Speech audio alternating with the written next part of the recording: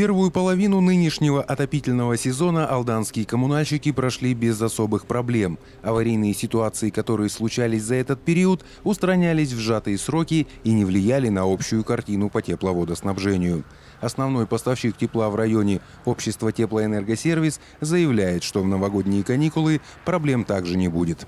На сегодняшний день «Теплоэнергосервис» полностью уже готов к прохождению новогодних праздников.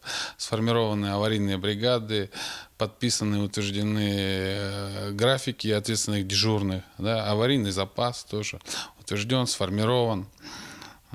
По крайней мере, пока отопительный сезон проходит спокойно. Все вопросы, возникающие и проблемы в период отопительного, решаются в оперативном порядке. Под завязку заполнены угольные склады и площадки. Топливо поступает бесперебойно, и сегодня его запасов хватит до середины февраля, заявляют коммунальщики.